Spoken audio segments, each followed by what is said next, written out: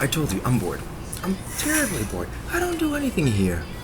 Uh, anyway, my cousin, who's been very judgmental my whole life, whenever I'd, have high, strung fun after a good night out, like at 19 when I was in Florida, he was so awfully critical. And now, for the first time, he is the hottest mess in this block. And I've been so nice to him my whole life.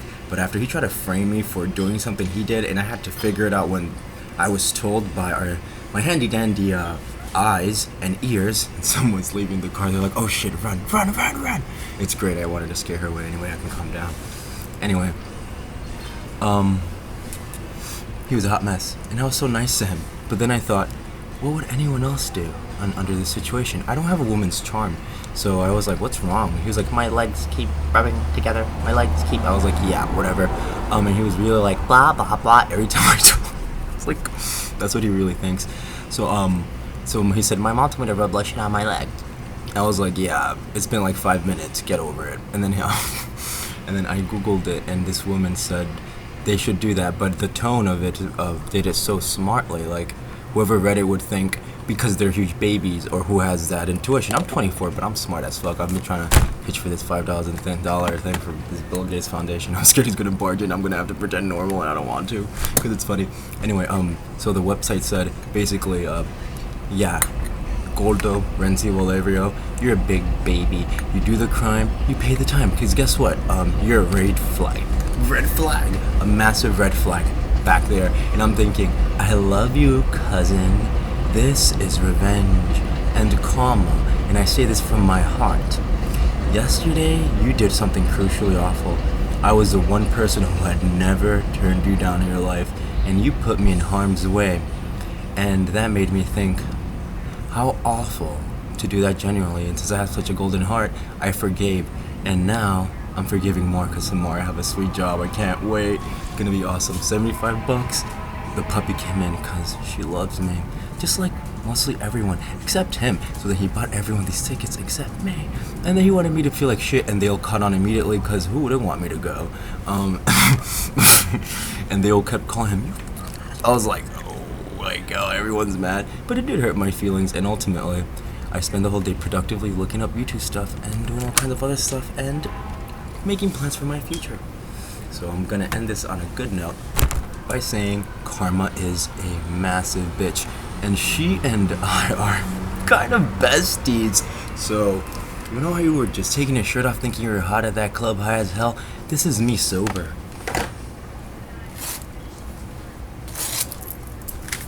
You think you're hot? I'm not just skinny. I worked out for a whole year in Florida, 200 push-ups every bloody morning. Do you know what that does to your body? Kind of changes it permanently. It makes it more extendable. So, fuck you, you racist pig. I love you though. And one day I want you to realize the most crucial thing out of this is your family always loves you. And although you'll hate me because eventually I hope everyone laughs at you and tells you, why would you do that to them? Don't you love them? You think, man, Edwin called me Casper because I was practically dead in the morning because his mom couldn't even sleep. And after a while, I think she kind of realized that you are so high-strung right now that I have never seen you like that. And whatever you took, was it worth it? Was it worth it? Because I really want to know if me laughing like that was really worth it. Because every time you do something stupid, I always end up suffering the backlash. And every time I tell you that, you'd always get mad at me. Well, guess what? I'm telling you this again. Remember who fended off the black people who wanted to kick your ass because you were a dick? And I always had to defend you? Me. Take that into consideration when I say you're being a dick, and this is the only time I will not step in. And they're not doing anything to you. No one's doing anything to you. If my people aren't doing it to you, you aren't doing it to you. Wait, you are doing it to you. Calm down. Red light. Stop. That's why I have this red light set up here. Because everyone in my crazy family and my awful history, I don't even know what's going on, to be honest, but I think it's really bad for my immediate family. Sorry, maybe you shouldn't have been a criminal. There's only Huh? No. I'm half. And they're half too. He's one of the few ones. Doesn't matter. Black is the fine print. Contracts. The words are black. And in a fine print, guess what? It means that if you sign $1 million deal, the contract means fine print is in black, baby.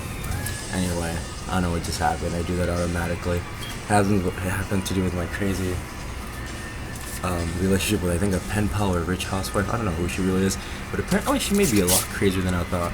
I think she works for the Canadian Border Patrol, and she's like on a frenzy because she thought my mom was gonna kill me or take me hostage or something. I don't know what, but this sounds insane. I'm not kidding you. My life is always crazy, erotic. I don't know what, not in a good way, but with her, I don't know. I've been there since I was a kid. She always was like that. She taught me a lot, but then I realized she was part of some neo-Nazi thing. But she was one of the smartest people I've ever met. She paid for my education. I don't even know what that's about, but apparently everyone agreed that I'm the goose. Oops, I can't talk. What did I didn't? I've never done anything in my life. Thank you for Am I Obama? Am I Obama? Obama Nation? Anyway, what I'm saying is, I love America. And thank you for allowing our American borders that shot David Sweat in the head as he returned from the Canadian border. That, this is America, and this is a red card that you sent me.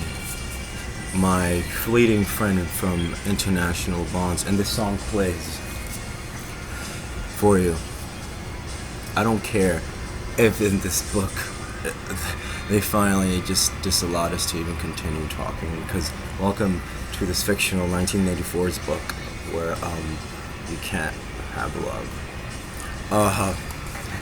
This is a great song by Taylor Swift, and although you can't see this, and you never will, I spoke to you for every single day of my life for over 10 years. I will never forget you, and I can't forget you, and you taught me how to be me. And I think this is me recording this, trying to end this on a final note to myself and replay it. Oh, thank you. Thank you so much. I love you, and it has nothing to do with anything physical. You fucking rocked my world, and you taught me how awfully racist my mother was, and I hope one day that justice finds her. How could she do that? I didn't realize what you two were going through. I didn't realize this was financial, and she stole money and claimed you on her tax return. I don't know any of that, and you try to tell me. And I'm comfortable enough to say, I can't wait to be an executive lawyer one day in one of the most amazing law firms, because I'm gonna do it. Just as a big thank you to you. At the end of the day, it has nothing to do with anyone else. It's not a Canadian thing, it's not an American thing, it's not even an international thing. Who is this guy? I'm Edwin Nunez, and I'm the definition of evolution because I'm the least judgmental person I've ever met. And I learned that through this, Grams. Thank you. And you taught me to love being American. I get an A+ for that.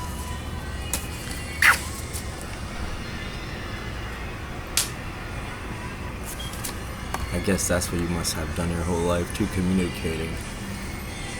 Even if you must have worked for their militia, like in our own militias here, they probably still controlled you a lot because you're a political figure, just like me.